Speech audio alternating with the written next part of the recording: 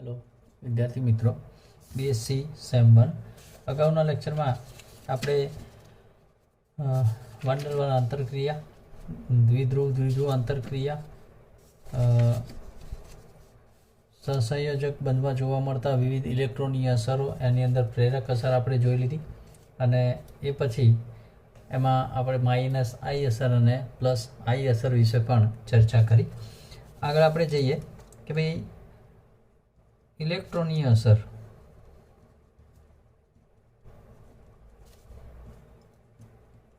तो इलेक्ट्रोनी असर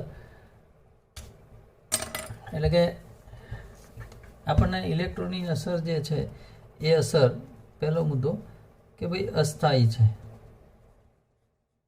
बराबर। बीजू कि ए आपने क्या जोवा मळे तो एक तो कि एनी अंदर मल्टीपल बॉन्ड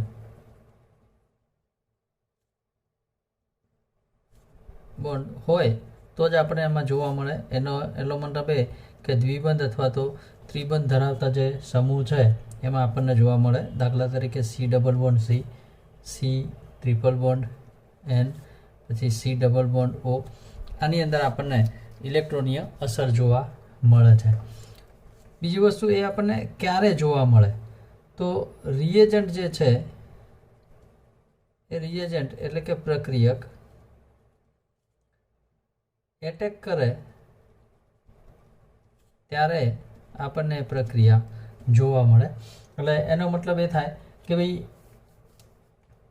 આના ઉપરથી આપણે એવું કહી શકીએ કે ભાઈ એવા સંયોજનોમાં જોવા મળે કે જેમાં બહુ સહસંયોજક બંધ એટલે કે C double bond C, C double bond N, C double bond O એ હાજર હોય અથવા સહસંયોજક બંધની નજીક અબંધકારક ઇલેક્ટ્રોન યુગ્મ ધરાવતો કોઈ પરમાણુ હાજર હોય तो आपने जोवा मळे। बीजू कि ज्यारे द्विबंध के त्रिबंध युक्त संयोजन पर ध्रुवीय प्रक्रियक आपणे अहींया कयुं प्रक्रियक एटेक करे એટલે કે ध्रुवीय प्रक्रियक आक्रमण करे त्यारे विद्युत आकर्षण बळने कारणे ए ओछामां ओछा बळथी बंधायेला जे पाय इलेक्ट्रॉन छे ए पाय इलेक्ट्रॉननुं ध्रुवीय परमाणु अथवा तो बंधना कोई एक परमाणु पर स्थानांतर थतुं आपणे जोवा मळे छे अने एना कारणे प्लस अने ऋण એટલે કે ધન અને ઋણ વીજભાર ઉત્પન્ન થાય છે, બરાબર। આને આપણે થોડું સમજી લઈએ કે ભાઈ દ્વિબંધ અને ત્રિબંધ તો દ્વિબંધની અંદર શું તો ભાઈ દ્વિબંધની અંદર એક સિગ્મા બંધ હોય એમ અહીંયા પણ સિગ્મા બંધ અને પાઈ બંધ હોય તો અહીંયા પણ બે પાઈ બંધ થશે। હવે આ જે પાયબંધ છે એ પાયબંધ વીક હોય, સિગ્મા બંધની સરખામણીમાં પાયબંધ એ વીક હોય અને વીક હોવાથી એ ઇલેક્ટ્રોનની મૂવમેન્ટ આપણને અહીંયા જોવા મળે એટલે ઇલેક્ટ્રોનનું સ્થાનાંતર એ જોવા મળે છે અને એ સ્થાનાંતર એના આપણે કહીએ છીએ કે ભાઈ ઇલેક્ટ્રોનીય અસર, બરાબર। આપણે અહીંયા એના ઉદાહરણ જોઈએ કે ભાઈ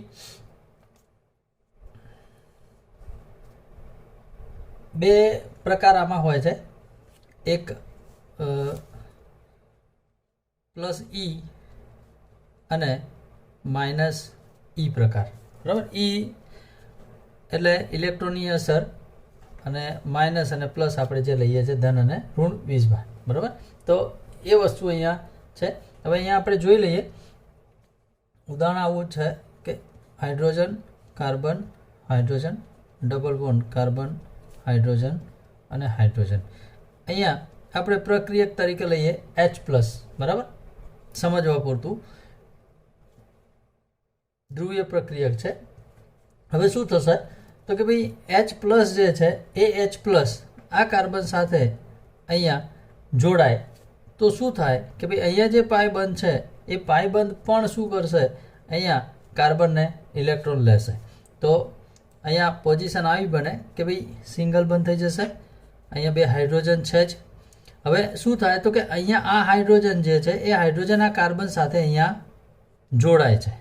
હવે જો અહીંયા દ્વિબંધ હોય તો આ કાર્બનની વેલેન્સી કેટલી થાય 1 2 3 4 અને દ્વિબંધ આવે તો 5 થાય, જે શક્ય છે નહીં। એટલે કાર્બન આ જે કાર્બન છે એ કાર્બન કેવો બનશે નેગેટિવ।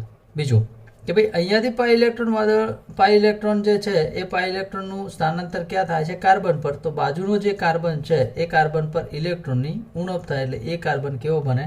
પોઝિટિવ.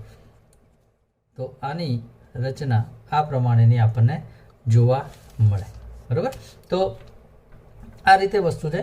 હવે એ જ વસ્તુ કે ભાઈ માઇનસ ઇફેક્ટ, તો પ્લસ ઇફેક્ટની અંદર પણ આ વસ્તુ થાય. હવે માનો કે એ જ રીતે આપણે અહીંયા લઈએ સી ડબલ બોન્ડ ઓ, તો આમાં શું થાય? તો કે ભાઈ અહીંયા જે પાઈ ઇલેક્ટ્રોન છે એ પાઈ ઇલેક્ટ્રોન એ ઓક્સિજન પર સ્થાનાંતર કરે ન્યુક્લિયોફિલિકની હાજરીમાં, તો શું થશે? તો કાર્બન અહીંયા જે ઓક્સિજન છે એ ઓક્સિજન, તો આ ઓક્સિજન પર વધારાના ઇલેક્ટ્રોન આવશે એટલે આ નેગેટિવ બનશે. આ જે કાર્બન છે એ કાર્બન પોઝિટિવ મળશે. તો પ્લસ ઈ ઇફેક્ટ એટલે શું? તો કે ભાઈ જ્યારે ઇલેક્ટ્રોનનું સ્થાનાંતર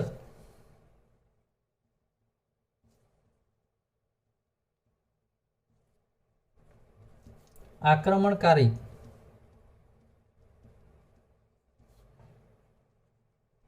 પ્રક્રિયક તરફ થાય તો તેને પ્લસ ઈ અસર કહેવામાં આવે છે. બરાબર, સમજી લેજો અહીંયા. હવે આક્રમણકારી પ્રક્રિયા એટલે આપણે અહીંયા હાઇડ્રોજન લીધો, તો અહીંયાથી જે પાઈ ઇલેક્ટ્રોન છે એ પાઈ ઇલેક્ટ્રોનનું સ્થાનાંતર પણ ક્યાં થયું? કે જે કાર્બન સાથે હાઇડ્રોજન જોડાય છે એ જ કાર્બન પર. એટલે સ્થાનાંતરણ જે છે આક્રમણકારી પ્રક્રિયક તરફ થાય તો આપણે એને કહીશું પ્લસ ઈ અસર. એટલે આપણે અહીંયા ઉદાહરણ ધારો કે એનું જોઈએ તો આ જ ઉદાહરણ થશે એનું, કે ભાઈ આ રીતે થશે. એના સિવાયનું બીજું એક ઉદાહરણ જોઈએ ધારો કે, તો કાર્બન એમાં ચલો માઇનસ ઈ અસર માટે જોઈએ.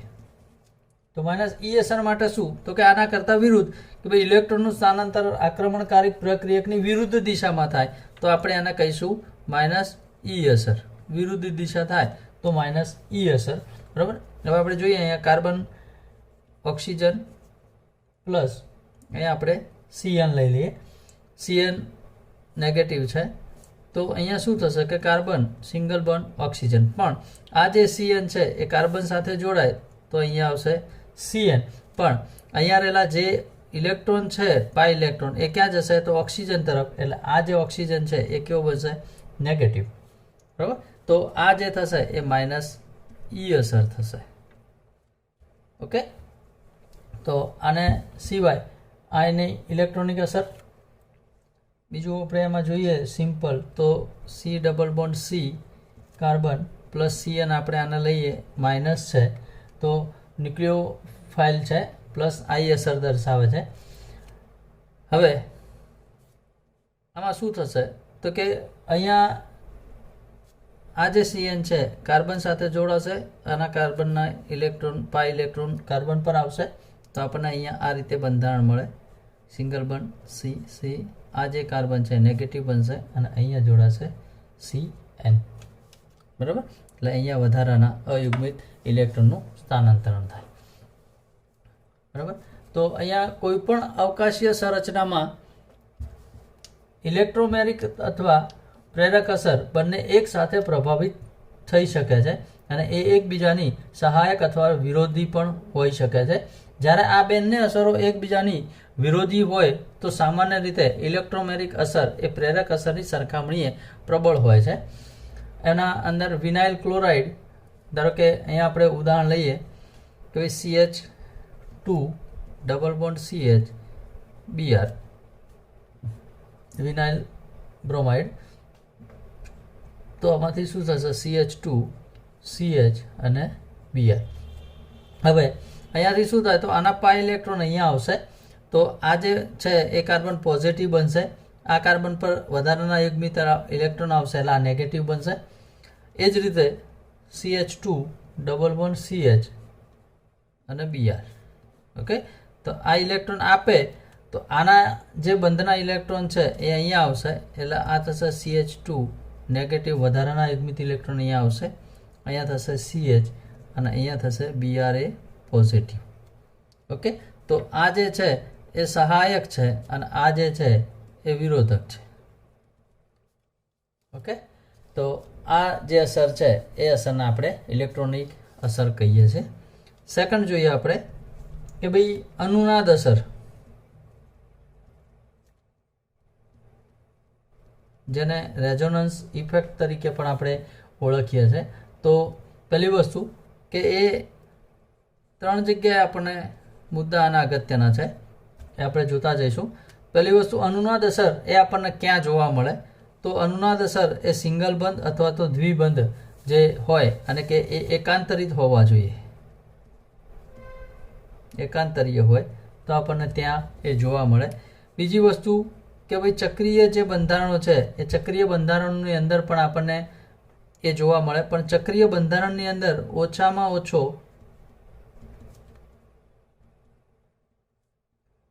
એક દ્વિબંધ હોવો જોઈએ. બરાબર. બીજું કે હુકેલના નિયમ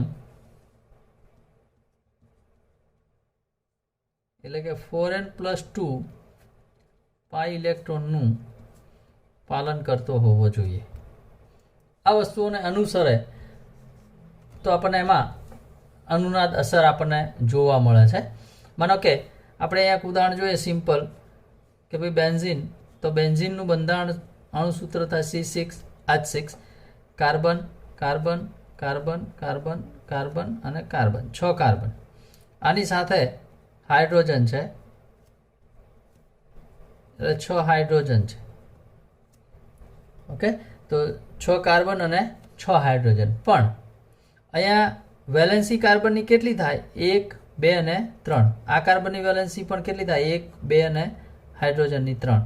આની જોવા જઈએ તો 1, 2 અને 3. દરેકની કાર્બનની વેલેન્સી 3 થશે, જે નિયમ અનુસાર શક્ય નથી. કાર્બનની વેલેન્સી 4 હોવી જોઈએ. એટલે આપણે અહીંયા એક દ્વિબંધ મૂકીએ તો આની 4 થાય. અહીંયા દ્વિબંધ મૂકીએ, આ કાર્બનની 4 થાય. અહીંયા દ્વિબંધ મૂકીએ તો એની પણ 4 થાય. એટલે કે એને અંદર પાય બંધ આવેલો હોવો જોઈએ, પાય બંધનું નિર્માણ થાય. તો અહીં સી વેલેન્સી આપણે જોઈ લીધી કાર્બનની, બરાબર. તો એ પ્રમાણે એના અંદર દ્વિબંધ બને છે. એટલે કે દ્વિબંધનું ચક્રની અંદર સતત શું થાય? રોટેશન થતું રહે. એટલા માટે આપણે એનું બંધારણ આ રીતે લખીએ છીએ, અંદર રિંગ દોરીએ છીએ. એનો મતલબ એ કે ભાઈ એનું દ્વિબંધ જે છે એ દ્વિબંધનું ચક્રની અંદર જે રોટેશન થાય છે અને એને અનુનાદ અસર તરીકે પણ આપણે ઓળખીએ છીએ. બરાબર. એટલે અહીંયા એક વસ્તુ એ થાય કે ભાઈ સિંગલ અથવા તો દ્વિબંધ હોય, એકાંતરિત હોવા જોઈએ. ચક્રની અંદર ઓછામાં ઓછો એટલે કે 3 કાર્બનનું ચક્ર હોય તો પણ ચાલે, પણ એની અંદર ઓછામાં ઓછો એક દ્વિબંધ આવેલો હોવો જોઈએ. અને ઉકેલનો નિયમ 4n+2 પાઈ ઇલેક્ટ્રોનનું પાલન કરતો હોવો જોઈએ. બરાબર.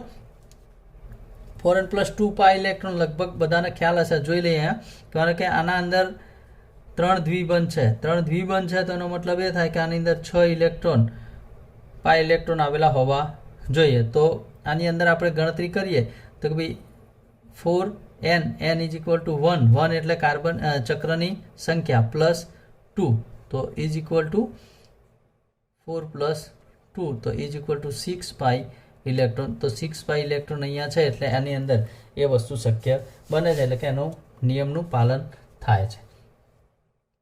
હવે અહીંયા આપણે જોઈએ કે ભાઈ ઓક્સિજન લઈએ આપણે CO2.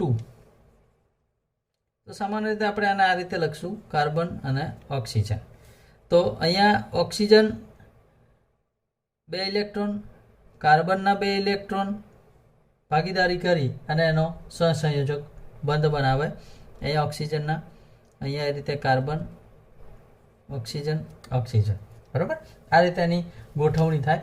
અહીંયા CO બંધની બંધ લંબાઈ એ CO2 ની અંદર 1.15 એંગસ્ટ્રોમ જેટલી હોય છે, જે વાસ્તવમાં 1.22 એંગસ્ટ્રોમ હોવી જોઈએ, પણ એના કરતાં આપણને આમાં બંધ લંબાઈ એની ઓછી જોવા મળે છે. હવે એની અંદર આ વસ્તુ થાય કે ભાઈ આમ થશે કે ભાઈ ઓક્સિજન 2 યુગ્મિત ઇલેક્ટ્રોન, અહીંયા પણ કાર્બનના 2, અહીંયા કાર્બનના 2, આ ઓક્સિજનના 2. તો હવે શું થશે અહીંયા કે ભાઈ આ પોઝિટિવ ચાર્જ થાય તો આ નેગેટિવ ચાર્જ થાય, અથવા ઓક્સિજન સિંગલ બોન્ડ 3 આ ઓક્સિજન.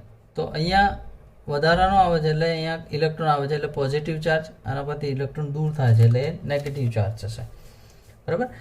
તો આ પ્રમાણેની રચના છે. આના કરતાં સરળતાથી આપણે જોઈએ બીજી વસ્તુ કે ભાઈ અહીંયા અનુનાદ અસરને બે ભાગમાં વહેંચવામાં આવે છે, -r અથવા તો -m પ્રભાવ. તો -r અથવા -n પ્રભાવનો મતલબ એ થશે કે ભાઈ પાઈ ઇલેક્ટ્રોન જે છે એ પાઈ ઇલેક્ટ્રોન એ મુખ્ય ભાગનો મતલબ એ થાય કે માનો કે આપણે નાઇટ્રોબેન્ઝીન લઈએ છીએ તો બેન્ઝીન એનો મુખ્ય ભાગ થશે. તો મુખ્ય ભાગથી ઇલેક્ટ્રોન એ આકર્ષક સમૂહ તરફ જાય. બરાબર. તો જે ઇલેક્ટ્રોન છે એ ઇલેક્ટ્રોન આકર્ષક સમૂહ છે એની તરફ જાય. કેવા દાખલા તરીકે આપણે જોઈ લઈએ કેવા સમૂહો. તો માનો કે નાઇટ્રો NO2 છે, આલ્ડીહાઇડ છે, C ડબલ બોન્ડ O છે અને SO3. આ બધા જ સમૂહો એ ઇલેક્ટ્રોન આકર્ષક સમૂહો છે. અહીં આપણે એનું ઉદાહરણ જોઈએ. આપણે નાઇટ્રોબેન્ઝીન લઈએ.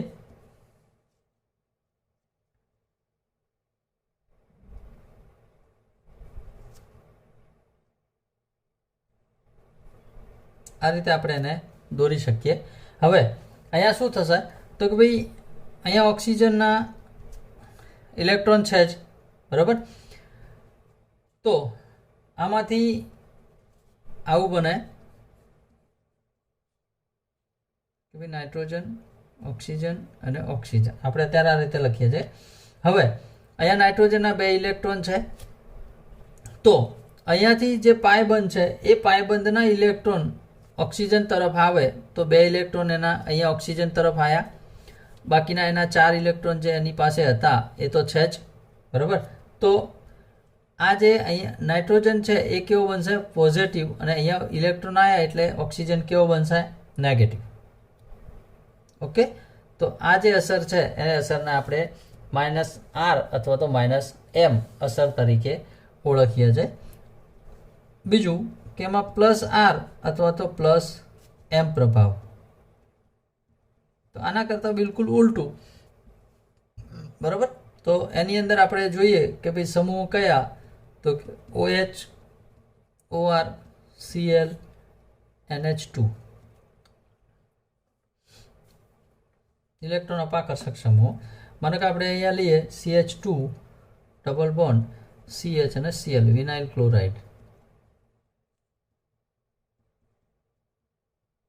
તો આ વિનાઇલ ક્લોરાઇડની અંદર શું થશે કે ભાઈ અહીંયા ક્લોરીન પાસે ઇલેક્ટ્રોન છે.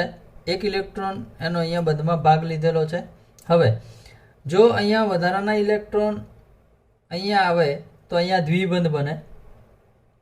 અને આ દ્વિબંધ બને તો અહીંયા કાર્બનની વેલેન્સી કેટલી થાય? 5 થાય. 1, 2, 3, 4 અને 5 જે શક્ય છે નહીં.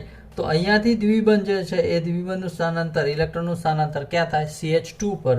એટલે અહીંયા આપણને આ રીતની રચના મળે. CH2 અહીંયા વધારાના ઇલેક્ટ્રોન આવ્યા, કાર્બન, હાઇડ્રોજન, અહીંયા સિંગલ બંધમાંથી દ્વિબંધ બનશે, અહીંયા 4 ઇલેક્ટ્રોન રહેશે.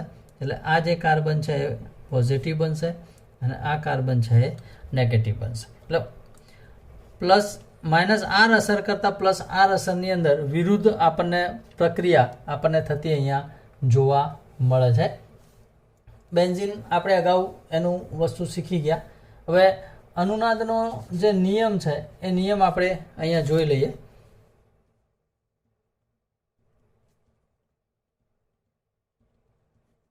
તો અનુનાદ નિયમની અંદર પહેલી વસ્તુ આપણે જે જોઈએ કે અનુનાદમાં પાઈ ઇલેક્ટ્રોન અથવા એકાકી ઇલેક્ટ્રોનના સ્થાન પરિવર્તનને કારણે અનુનાદી સંરચનાઓ શક્ય બને છે. અહીંયા આપણે જોઈએ ઉદાહરણમાં આપણે જોઈ લીધું કે 3 કાર્બન ઓછામાં ઓછા હોવો જોઈએ, એની અંદર 1 દ્વિબંધ હોવો જોઈએ. માનો કે અહીંયા પોઝિટિવ ચાર્જ છે તો અહીંયાથી ઇલેક્ટ્રોન એટલે કે દ્વિબંધનું સ્થાનાંતર થાય તો અહીંયા સંરચના આપણને આવી મળે કે ભાઈ પોઝિટિવ ચાર્જ અહીંયા આવશે તો દ્વિબંધ અહીંયા આવશે, બરાબર. પોઝિટિવ ચાર્જ અહીંયા જાય તો અહીંયાથી દ્વિબંધનું સ્થાનાંતર અહીંયા થશે એટલે આપણને એક આ રચના જોવા મળે. તો આ પ્રમાણેની 3 સંરચના જોવા મળે છે અને એનું સંકૃત બંધારણ આપણે જો લખીએ તો આપણે સંકૃત બંધારણ આ રીતે લખી શકીએ કે ભાઈ આ દ્વિબંધનું સ્થાનમાં ફેરફાર થાય છે અને પોઝિટિવ ચાર્જ રોટેટ થતો રહે છે, તો એને સિગ્મા સંકૃત બંધારણ કહેવાય. બીજી વસ્તુ કે ભાઈ બધી જ અનુનાદી સંરચનાઓમાં યુગ્મિત ઇલેક્ટ્રોનની સંખ્યા એક સરખી હોય છે, એટલે કે અનુનાદમાં કોઈ બંધ તૂટતો નથી, પરંતુ ઇલેક્ટ્રોન યુગ્મની સ્થિતિ ભિન્ન ભિન્ન હોય છે. અહીંયા બંધનું તૂટવાનું શક્ય નથી પણ ઇલેક્ટ્રોનની આપલે થાય છે, એટલે કે ઇથિલિન હોય તો ઇથિલિનમાં પણ આપણને અનુનાદ એ રીતે જોવા મળે. ત્રીજી વસ્તુ એ થાય કે ભાઈ બધી જ અનુનાદી સંસ્થાઓ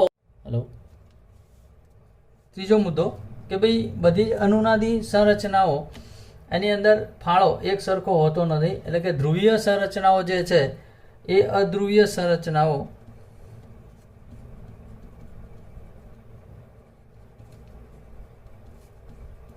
વધુ સ્થાયી હોય છે અને તે ઓછી સ્થાયી ધ્રુવીય સંરચનાઓની સરખામણીમાં અનુનાદી સંકરમાં ફાળો એનો વધારે હોય છે. આપણે જોઈએ ધારો કે 1,3-બ્યુટાડાઇન, તો એનું આ રીતે બંધારણ થશે CH2 double bond CH CH double bond CH2. તો અહીંયા શું થશે કે ભાઈ અહીંયાથી દ્વિબંધ જે છે એ દ્વિબંધનું સ્થાનાંતર અહીંયા થાય તો આપણને રચના આ પ્રમાણે મળે CH2 સિંગલ બોન્ડ CH, આ સિંગલ બોન્ડ CH છે ડબલ બોન્ડ CH2. તો અહીંયા કાર્બન પોઝિટિવ થશે અને અહીંયા એ કાર્બન નેગેટિવ થશે. હવે ફરીથી શું થાય તો કે અહીંયાથી એનું સ્થાનાંતર અહીંયાથી અહીંયા બદલાય તો સંરચના પાછી એની બદલાશે કે ભાઈ CH2 પોઝિટિવ રહેશે, CH અહીંયા દ્વિબંધ બનશે CH અને અહીંયા CH2 નેગેટિવ બનશે, બરાબર. આ વસ્તુ છે. ચોથું કે ભાઈ અનુનાદી સંરચનાઓ જે છે એની સરખામણીએ અધ્રુવીય સંરચનાઓ વધુ સ્થાયી જોવા મળે છે. આપણે અહીંયા ઉદાહરણ લઈએ RC ડબલ બોન્ડ O, અહીંયા OH, એટલે આ થાય RC=OH. ઓકે, અહીંયા દ્વિબંધ આપણને જોવા મળે છે. અહીંયા અયુગ્મિત ઇલેક્ટ્રોન છે, આ ઇલેક્ટ્રોન અહીંયા સ્થાનાંતરિત થશે તો આપણને સંરચના આવી મળશે કાર્બન. અહીંયા દ્વિબંધની જગ્યાએ સિંગલ બંધ બનશે અને અહીંયા બનશે ડબલ બોન્ડ OH. આ ઓક્સિજન એ પોઝિટિવ બનશે જ્યારે આ ઓક્સિજન એ નેગેટિવ બનશે, બરાબર. બીજી વસ્તુ કે જ્યારે ભિન્ન અનુનાદી સંરચનાઓ હોય તો એની અંદર વિદ્યુત ઋણતા ધરાવતા પરમાણુઓ એ સંકર રચનામાં અનુનાદી સંકર રચનાનો ફાળો વધારે હોય છે, એટલે કે તેમાં વિદ્યુત ઋણ પરમાણુ પર ઋણ વીજભાર હાજર હોય છે. જોઈએ અહીંયા આપણે ભાઈ carbon R R double bond O, આની અંદર પણ એ જ થશે કાર્બન R R. અહીંયા પોઝિટિવ બનશે જો આ સિંગલ બંધ થશે તો અહીંયા ઓક્સિજન એ નેગેટિવ બને. આનાથી ઉલટું પણ થઈ શકે કે ભાઈ R કાર્બન R અને ઓક્સિજન, જો ઓક્સિજન પોઝિટિવ થાય તો અહીંયા કાર્બન નેગેટિવ બનશે, બરાબર. આ વસ્તુ છે. પ્લસ I પ્લસ R અને માઇનસ R, માઇનસ R અને માઇનસ M અને પ્લસ R અને પ્લસ M એની પણ આપણે અગાઉ ચર્ચા કરી. તો આટલા સુધી આપણે જોઈએ છે. આનાથી આગળ આપણે એના પ્લસ R અને માઇનસ I એના સંકૃત જે બંધારણો છે એ બંધારણોનો અભ્યાસ એ આગળના લેક્ચરમાં કરીશું.